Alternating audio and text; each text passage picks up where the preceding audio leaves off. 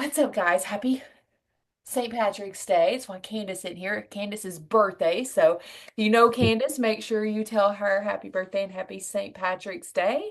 Um, I'm excited to wrap up this um, Foundations of Strength Training call with you guys. I will keep the group me open. It's not going anywhere, but I will stay active in it throughout the week. So if you have any questions, if there's any other things that you want to firm up, like Anita brought me a question about creatine today. If something pops up, y'all ask. Bonnie, like you asked for those PDFs, cool. I can throw that together and send it to an email to everybody quick. So if there's something you want, ask before Sunday or forever hold your peace. Or ask each other and maybe y'all can figure it out in the group me. So really, really excited to go through just kind of tying together the loose ends to help you guys feel more confident when it comes to going to the gym. And I said something today that I think you guys can relate to. And at the workout class, Grizz kind of went, "What?" And I said, I'm changing my workout time. I'm going in at 5:30. New instructor, brand new people, first time at this class. And I said, Meredith, go with me. I'm kind of nervous. And Chris went, "What?" And I was like, yeah, I'm kind of nervous. Hold on. I got Anita in the middle. Sorry, sis. Maybe put me in the middle. I don't know why it does that. There we go. It makes no sense. I say put the speaker in the middle and always put someone else in there. He said, "Why are you nervous?" And I'm like, "Well, I've never come at that time. It's different." So I understand what it's like to walk into a gym for the first time and feel nervous, okay? Number one, I want you to know everybody is not staring at you, okay? There's those mirrors on the wall because people are looking at themselves. Yeah, they may turn when you walk in, trying to see if their buddy's walking in or someone they need to fight or whatever. They're just being aware of their surroundings. They're not worried about you. It's interesting, man. Like I posted a picture on the Facebook group just talking about I can't even remember what it was. It was something that popped up back that I had posted from like 2011, 2012 of I'm getting in shape for me. This is for me. This is guys, I just said 2011. It is 2025. That is 14 years of ups and downs and back and forth. And I continue to learn things. I said something to Christopher the other day. I said, I feel like I've learned so much in the last 6 months. Like if I could have just done that. And that's why I put together this course is to give you guys those starting spots. But don't stop learning. I think one of the most valuable things that we have found is this Mind Pump podcast.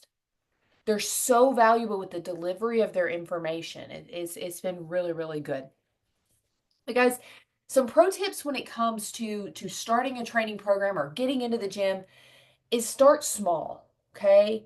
Don't try to do all the things. If you saw the post on Facebook, I was so proud of her because for weeks, months, I've been saying, hey, we got to do some resistance training. I don't have time. I don't want to. I don't like it. I don't. And then a few weeks ago, I went, hey, hold on. What about just doing push ups, squats, sit ups? She said, I can do that. And there were several people under that post that went, oh, I can do that. And then it ignited myself and some of my people. We're recording some quick, fast videos that you guys can do with body weight. Those are going to come into the app. Start small. Focus on your journey, not somebody else's. I guarantee you, somebody's looking up to you. You guys discount that. It was proven at the beginning of this call. Someone's looking at you going, ooh, I want what she's got. And it's okay to look ahead and want to do what someone else is doing, but you've got to investigate. Hey, what kind of workouts are you doing? What are you eating? How's your sleep, right? Not just want what they have, want to do what they did to get there. Celebrate showing up. Guys, sometimes it's going to feel real good when you put those leggings on, you put that sports bra on, tie those shoes. You're going to show up, you're going to feel good. Sometimes you're going to feel like crap. Sometimes you ain't going to do it. Celebrate those workouts because those are the ones where you really develop the discipline and you actually got a lot stronger. So, confidence starts with knowing what you're doing right. Knowing what you're attacking is the right thing for you and you're doing it correctly. We're going to talk about some form stuff here in just a little bit. All right, nutrition, and I'm going to throw creatine at the bottom of this. I'll say it out loud, I won't forget, all right? But guys, I like to call it peri-workout nutrition. That word peri just means around. So before and after. People always ask me, do I have to eat before I go in? Well, what time are you going to work out? 4:30 in the afternoon? Yeah, you better eat a couple of meals, right? But what is important to have before your workout is some energy. Primarily carbohydrates going to be your best option. If you've got 2 or 3 hours before you go work out, you can incorporate some fats, but you don't want to eat a lot of fats right before you go work out because fats are slow to digest. Today, exhibit A, I had 2 rice cakes and a tablespoon of honey. Y'all, I'm obsessed with honey. It's the flavor of the week. And I know y'all watch me. If it's not Trader Joe's chili oil, it's honey I've had 2.5 tablespoons of honey today. And then I watched that YouTube video talking about how honey's burning my visceral fat, y'all. I'm about to get so skinny with my honey. Y'all just put honey in your Walmart cart. I can tell it.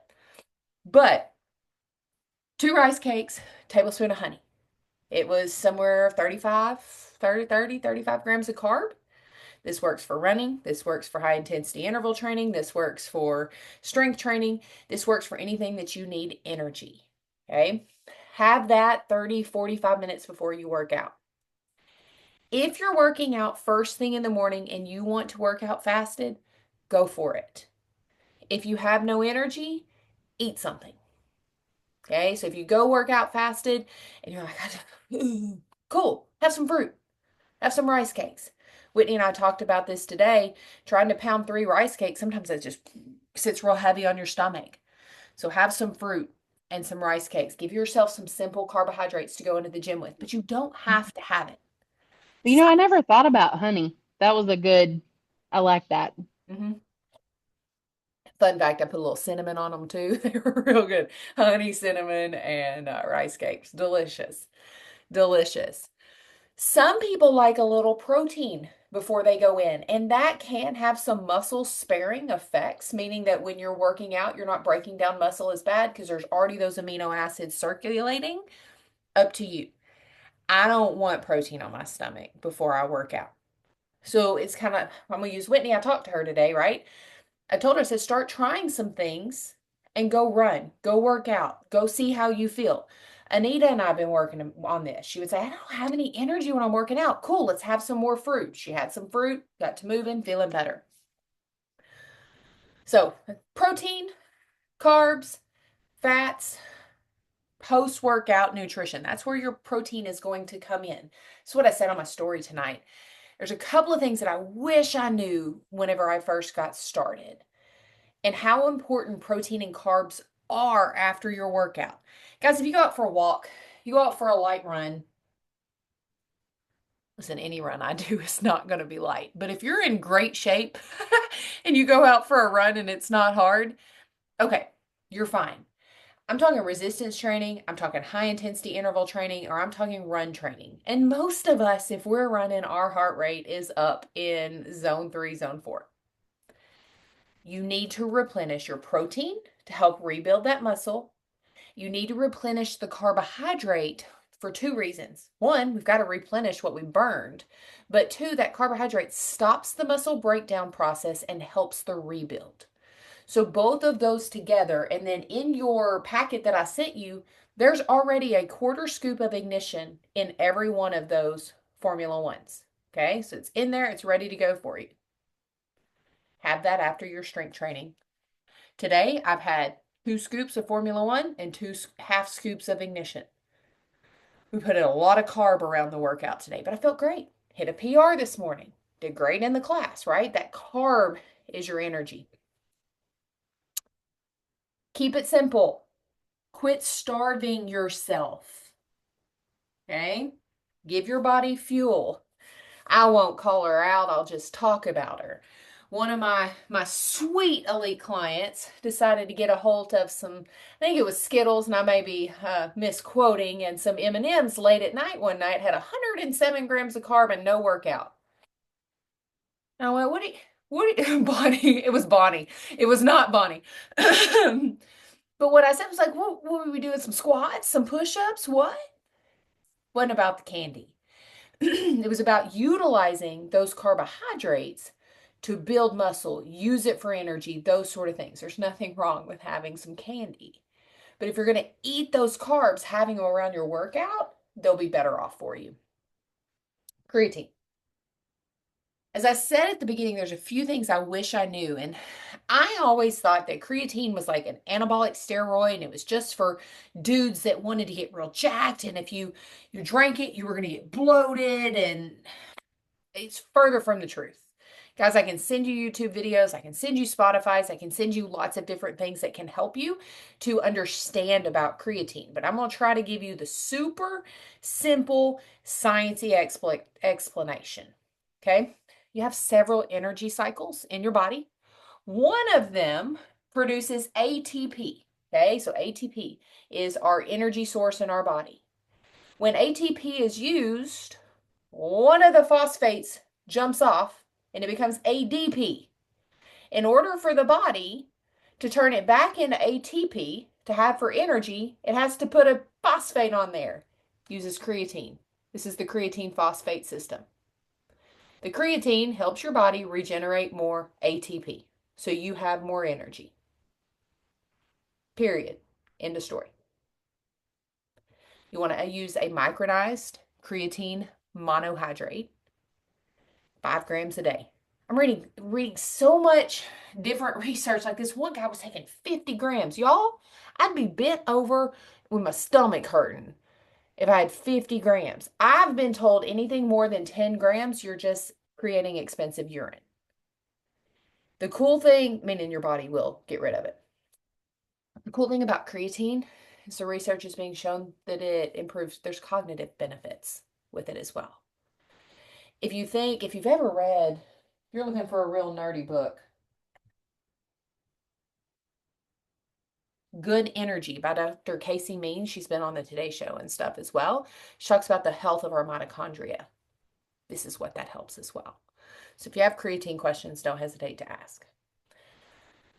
We good?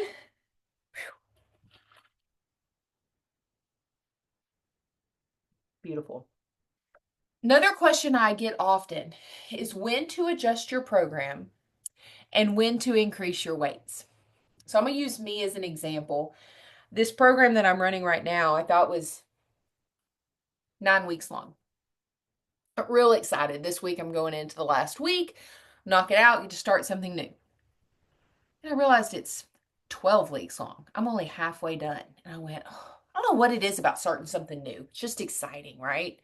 And you get in the middle of it and you're like, oh, I don't try something new. No. Finish out those programs as they're written and get the full effect of them, okay? One thing that I did, if you saw when you first came in, I was like, oh my gosh, I'm so sore. My triceps are still sore from Saturday's workout. What that means is I did a little bit too much. No, Christopher, I was like, I didn't do that heavy of a weight. He said, I saw you, babe. Your form was great. Your tempo was so slow. I was focusing on 4 seconds all the way down, good form, and then I exploded and I squeezed, and then the same over and over again. And several parts of my body really felt that. You don't have to increase weight. We talked about this last week with doing a negative or doing the eccentric part of the move. You can get better benefits from doing slow and controlled reps. All you've got is 15-pound dumbbells at home. Slow them down. Signs you're ready to adjust your reps or your sets. Your reps feel easy, so it says 8 to 12. You do 12 when it feels easy and your form is good and solid. If you want to increase weight, we're going to increase weight by 5 or 10%. Honestly, like if I'm doing dumbbells, I'm gonna go from the 15s to the 20s. Maybe from the 15s to the 17 and a half. So I'm just gonna work my way up the rack. You can also change your reps. So if you were doing 12, maybe you want to try for 15. Make sure you hold that form and you hold that strength. Listen to your body, guys. It's a marathon, not a sprint. It's not about getting to that 135-pound bench press right now. You'll hurt yourself. You'd be better off doing the 60-pound, slow and controlled for better reps. You'll get more muscle growth, more definition, more strength. All right. I had two questions brought to me. One was about form, and the other one was about grip strength. And I got to get something. I'm going to type it out.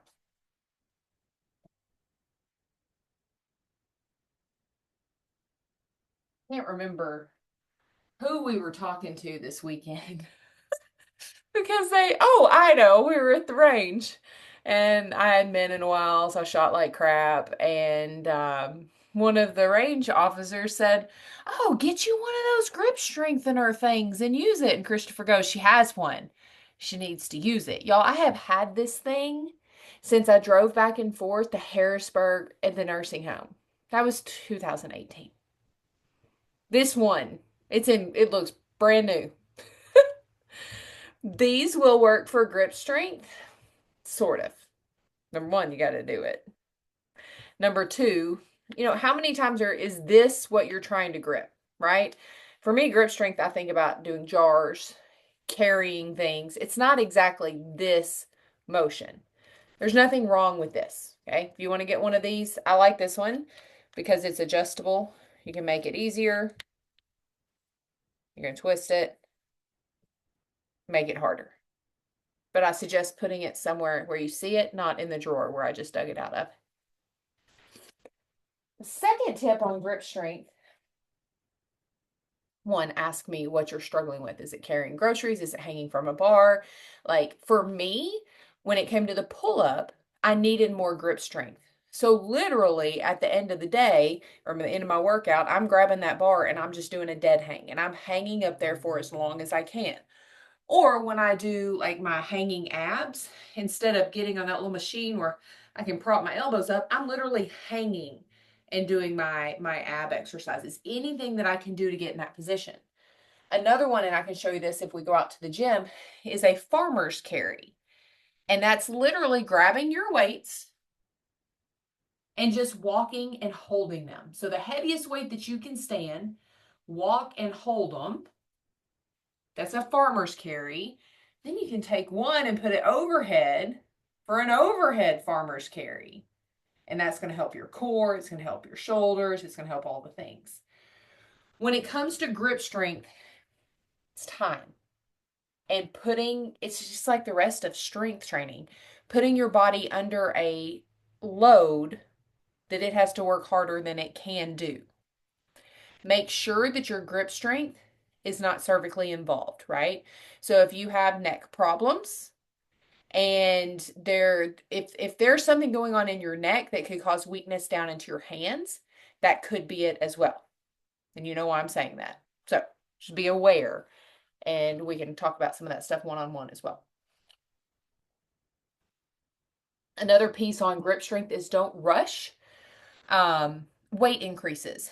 I think about this one when I see people doing deadlift with those wrist wraps, the straps. I have them. Mine are American flag, red, white, and blue. I used to use them. If you can't deadlift the weight because you can't hang on to the bar and you're not an Olympic power lifter, what are you doing? Right? Drop the weight and do it appropriately and hang on to the bar. Maybe you switch your grip to kind of change it up, but it's literally going to be time under tension with those. Proper form, we can go out to the gym. Beautiful. Beautiful, beautiful, beautiful. Any other questions while I'm standing here? Heather, how would you like if I wanted to set one of those interval timer things for like when I'm doing the training for running, Hmm. so that it'll ding after so many minutes and I'll know to run to this point, then it dings and then slow down till it dings again, then run again. And On your what watch? what would you suggest how to do that? On your watch? I guess I don't know how to do that. Is that the question is on your watch or another timer? Or another either way, I just don't Can know I how to do it can I show to. you on my watch? You can, if and I'm probably could research it and find out Okay, myself I can show you to get a general idea. Would you do it directly on the watch or through the app? on your watch. I have to remember how to screen mirror, so hold on.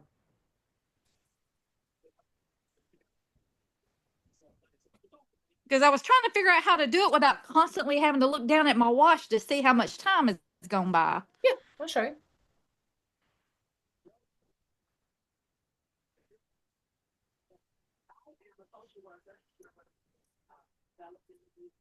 All right, we're gonna try to rig this thing up. All right. Is that upside? Oh, it's upside down. Hold on. We'll figure it out. Don't judge. Oh, oh, hold on, guys. All right. Don't judge my corner. All right. Can you see my watch? Yes. Okay. So what I'm doing is I'm going to, and this will be recorded, Bonnie, so you can go back. So I go to the top right button and I'm going to select run. And then what I do is there's three buttons on the side. I'm pushing the middle one, so I go up. So I hit that middle button one time, and then I'm going to select training, and then I'm going to do quick workout, and then I click intervals, and then I click structured. And then you can go in and edit what you want your intervals to be. So right now I'm doing 3 minutes jog, 2 minutes walk, and I have it repeating however many times, 60 times, so it doesn't stop. Yes, I've definitely not gone to that. I'm going to have to Yep. rewatch this video, see if I can figure that out. Yep. And when you get ready to, once you get it set, if you see up in the top, see there, my intervals are there. 30 seconds of go, 20 seconds of rest, and then you would just hit do workout, and then you would hit go. 3 minutes. Okay. Yeah. Good question.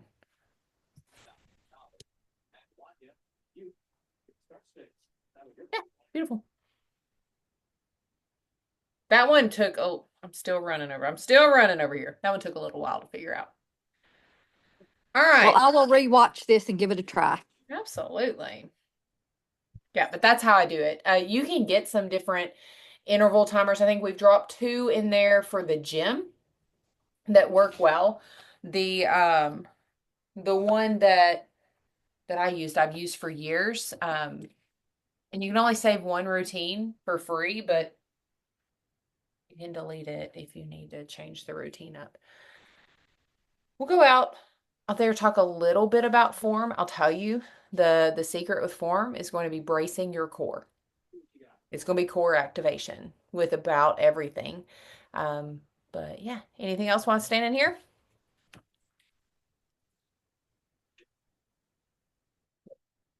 We'll hit the pause, but pause recording. Hit play. All right, we're back and we've been talking without y'all. So before I do any form stuff, we're going to talk through a couple of different like types of workouts. And Miss Debbie had brought up plyometrics, meaning jumping, right? Jumping, and Bonnie said, why would you even do that? I think what's more important is the landing. Okay. So in young female athletes, the number one way that they tear their ACL is not from an impact. Okay. When you're on the football field, typically someone gets hit on the outside of the knee, tears the MCL, tears the ACL. Our female athletes, when they land, their knees collapse in. So it's the same mechanism of injury where they get hit on the outside of the knee, but it's just their bodies and they land and that knee collapses in. So when you're doing these plyometrics and these jumping motions, yes, you get the explosion of the jump, but you learn how to land. When I did an ACL prevention program in Mountain Home with those girls, it was support the arch with good arch support so that the knees did not cave in, and literally teach them how to land. So the plyometrics, looking around here, at our age, unless we're going to go compete in something, it doesn't help you a lot. However, when we're going to go run a 10K and you need to explode to be able to run faster across the finish line, jump rope is plyometric. So that actually could help you to be able to run faster. So it just really kind of depends on what you're trying to do. And as we go through some of these types of workouts as well, it's the same words. Wow. It's the same concept. What's the outcome? Why do I go to these high intensity interval or circuit classes on Monday night? I love working out with people. It's the number one reason I go. The second piece is I get to feel like an athlete. My heart rate's up. I get to try new things. I was doing these skaters where I'm jumping side to side and trying, different new movements. It's functional. When I'm in the Walmart parking lot and someone drives their car at me, I'm going to be able to jump out of the way in slow-mo, right? Very functional. I don't know what happens at your Walmarts. That's what happens at mine. That's the benefit of some of this. So the ones I got listed, and if y'all think of any more, you let me know. CrossFit, high intensity interval, boot camp, Orange Theory, and circuit training. All of them are going to be very similar. I'm going to put HIIT, boot camp, Orange Theory, and circuit training in their own little bucket because CrossFit's a little different. If you guys have seen this High Rocks as well, it's very similar to CrossFit, just a little bit more dialed back. CrossFit is going to take a lot of your Olympic lifts and mold them in with some cardio type moves. There's also like gymnastic stuff. And I think that's what turns me off with CrossFit. Like I have no interest in laying on my belly and then walking up backwards on a wall. Like, huh? My body doesn't do those things. But some people love them. CrossFit has an inappropriate relationship with burpees. Like I can do them, but I don't love them. But for some people, CrossFit is their jam. And CrossFit has created a wonderful community, and they've got all these different like 26.2 or whatever these numbers of all these different workouts they're doing, and they're trying to go to worlds and opens and gone girl. I have some CrossFitters I coach and they do great. They often overtrain. Okay. We're going to talk about that here in a minute as well.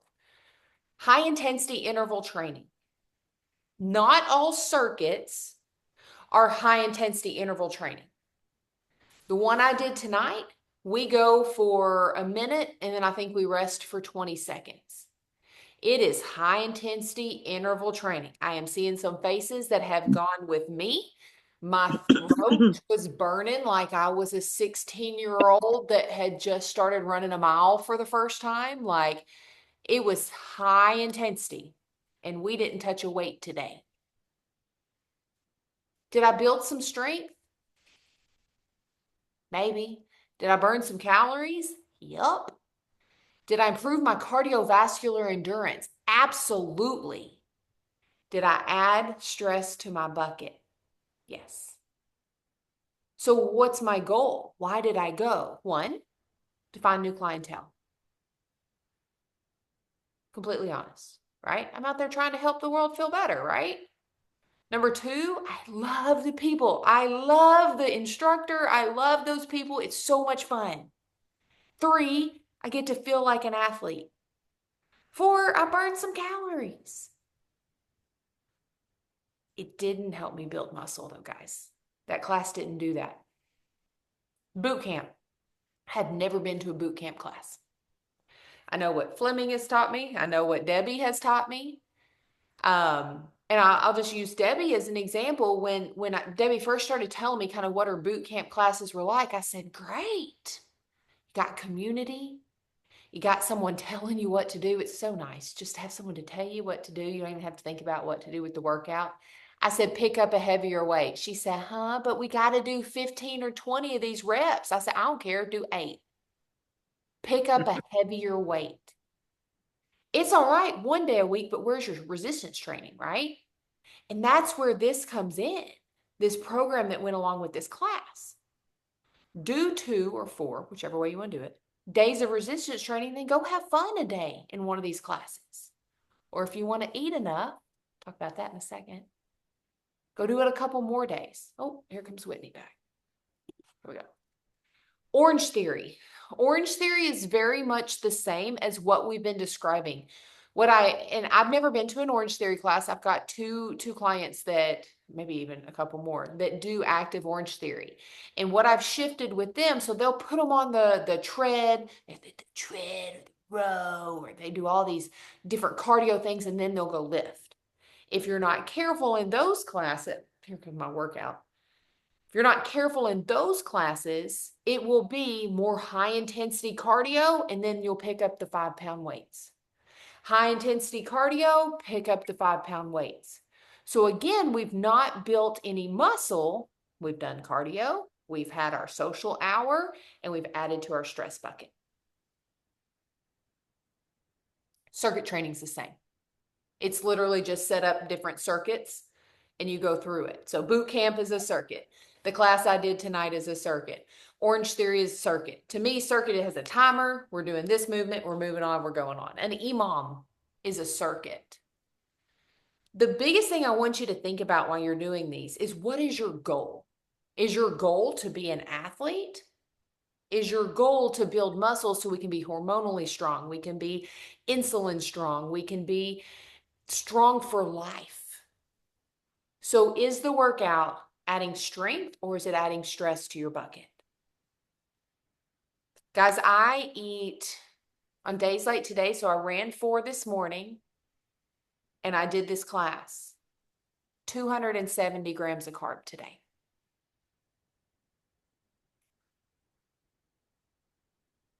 I'm in a deficit.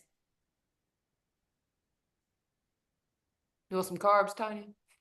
Tony's like, can I get some honey, girl? I'll get a little bit of that. But that's literally the only way that I can keep my body going, keep these muscles going, keep this metabolism going, and not let the stress overflow out of this bucket, is to feed it. Tomorrow will be a rest day. I'll make you feel better. 165 grams of carb. Yes, I do carb cycling. Okay, this is stuff that I do with my elite level clients. This is stuff we can work through and do. I'll tell you, most people that do it, it becomes overwhelming and it just doesn't work. But you can fuel different workouts like that. If you want to have a day where you do that higher intensity stuff, but you want to be fueled and all that. And I'm not saying that anybody needs to carb cycle. We're actually better just to keep it steady. My hunger was just out of control. There's no way I could have done what I did today on 165 grams of carb. No way. It's too much. Hey, Heather. Yeah, girl. Now, why? Now, see, I'm thinking for me, I probably wouldn't have done the walk this morning if I was going to, right? If I was going to go do the high cardio. Absolutely. But you did do both. So, no, I'm just curious as to why you did both. Because I'm training for a half marathon in October and Monday. Actually, next week, All right, you got different goals. yeah, we all have different goals, right? And that's why often you love my question of, Anita, what's your goal? Right? Everybody loves that one. That's why it's so important to know what your goal is. But next week, I'm changing all of this. I'm going to the 5:30 a.m. cardio class. And then we're going to start some in-person or virtual 5K training. You're hearing it here first. I'm going to put out an announcement hopefully tomorrow about it. And that'll be at 5:30 p.m. If I'm doing in-person training, guys, I'm probably not going to be pushing my hardest and running unless I get somebody that wants to get out there and just take off. I'm probably going to be trotting and talking with somebody. Y'all been with me before when we get an in-person stuff, and that's fine. My heavier training will be a different day. It's not about that when I'm around people. When I'm around people, it's about y'all.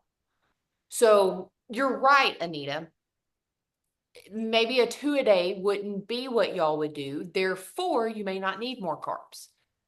But Miss Bonnie, who was busting out, oh, I'm coming at you, girl, who was busting out these 2 a days during 75 hard, her body started screaming at the end. I'm tired, mama. I'm tired. This is hard to keep up. And it is in a deficit. 2 a days plus weights. Mhm. That's what got me. Yep. Yeah. So that part, always remembering what your goal is. And I think the biggest thing, Debbie, or any of y'all, I'm just looking at you, is the stress bucket. That was a question. Is coming back to this. And that's so resistance training, it doesn't add a lot of stress. Look at your heart rate, right? Your heart rate, when you're doing that workout of mine, or you're doing, your heart rate may pop up, but then it comes back down. And it's not as intense and stressful. Whereas the interval training stuff is so high intensity that it causes a lot of stress. So just pay attention to how your body's recovering, how your body is responding. And if you're not getting the changes you want, I've got something else. If you're not getting the changes you want, completely change your workout. Do something different. High intensity interval training, that's CrossFit, that's Orange Theory, that's what I did today, that's boot camp, will spike your hunger. Resistance training won't do that to your hunger as much because it doesn't blow through all those tons of carbs and add that stress in. Walk in resistance training. Go look at a pro bodybuilder, a little bikini model, one of them girls showing their hoo-nannies on a stage. They are lifting, they are eating, and they may spend some time on the stair mill, but they're walking. And this is what you're saying is resistance training. This is your workout. Yeah. And the high intensity cardio, or the EMOM, you could drop that and do one of your, I do the workout class instead of that. So What's the workout? go one Oh, more. the circuit at So 10 Fitness. Yep, Okay. the circuit at 10 Fitness, I do that instead of the EMOM. The EMOM's, the high intensity cardio is good for your heart, guys. It's very good to do some of that circuit training. But we get addicted to it. I got on Whitney a little bit today because she was talking about loving her running. She just loved it. And I said, what's your goal? Right? Loves that statement. Guys, I came in from that run. Like, I don't know if it was stopping the watch and seeing that PR under 40. Y'all was going for under 41. I shaved a minute and a half off today. That makes you feel good. But you also release all these endorphins. I got done with that workout class. I've been sweating with all those people. I felt great. You can chase that high too. Just be careful. I have another question. What you got, Gear? So the day that we were talking today, so the day that I burned like 500 calories, right? And because I walked in zone 2 for, I don't know, 45, 50 minutes. I do remember that it didn't make me necessarily hungrier. Mm-mm. And so now I'm like connecting the dots and putting it all together because I feel like in the past I would have been hungrier. Is that because in the past I know I would have been like sort of jogging and in zone 3 versus in zone 2? Yep. So zone 2 burns about 80% 80% fat and about 20% carb. When you hop up into zone 3, or zone 3 is 50-50, zone 4 is like 80% carb. Well, when you go through those carb stores, they're stored right here. And you have to replenish them with food, not Skittles. It's food. It was Anita. Anita ate the Skittles. Anyway, I love you so much. With the fat, I got some right there. Y'all got some? Right? The body, I got some. I got some. I got it everywhere. The body has it. So it's not going, hey, can you replace that? But if you take its carbs, it's going to give you those hunger signals to get it back. That is crazy. It's And it's crazy that like I actually could, and now I'm now reflecting back. I can believe that now. That all makes sense. It's Yeah. interesting. Yeah, same. So I've been doing these zone 2 miles, right? And I'm going to encourage you guys to do some of this in the next challenge. But I can trot. If I can keep it in zone 2, y'all, I can go forever. I think I could do a half marathon like that. Mhm. Now, this half marathon in October is already starting to scare me a little bit with the goals that I've set. And that's okay. That means I better get my butt to work. So I worked so hard this morning. That's why I did that and this class. But yeah. All right, before we take everybody's time and show this the other day, this is a great piece of workout equipment. I found them at Aldi's again the other day. Just a slam ball. These guys are great. You can do so much stuff with it. Can't break it. Get some frustration out. We have a tire and a sledgehammer and we'll hit it too. That's fun. But I'm just pretending this is my weight. And like you said, I'm just going to cut my head off. I apologize. But some form type stuff, when you go to squat, if you're leaning down like this, that's not a squat, right? You've got to squat down. And this is something I'm working on right now. Getting this thing to grass. Debbie's watching, so I won't say the dirty word. And coming back up. But that takes ankle mobility. Those things that Paige gives us, guys, we all need to be doing them. We should be going deeper in that squat. If it's hurting your knees, spread those feet out a little bit. Maybe you point your toes out just a little bit and work on going down deep, back up. The entire time, core is engaged. The entire time. When you do straight leg deadlift, and I'm going to show 2 legs and 1 leg. But when you come down, y'all see a little bit of bend in my knees? That is Yeah. okay. Oh, jeez. And up. Core is engaged. One thing that I see, let's go this way. With the single leg deadlift, is people get about right here. Next thing you know, they're opening up like that. No. When you go single leg, you keep everything in line. And if you start to open up, you've gone far enough. I'm gonna turn around. Okay? So when you go down, if you start to turn that foot out, that's far enough. So you come back up. Straight down. Back up. The biggest thing I can say to you guys when it comes to form, if you have any questions, take a video and send it to me. Y'all can send videos in the app. I'll even speed them up, Debbie. Good stuff. Any specific exercises that you feel like you need form on? You're welcome to look through your workouts. Look at the image, baby. Look through your workouts and ask through the week. I can shoot a video real quick and put it in that chat. I've got my eyes on you guys for the rest of the week, just like Debbie asked this morning. Stuff's easy. Easy peasy.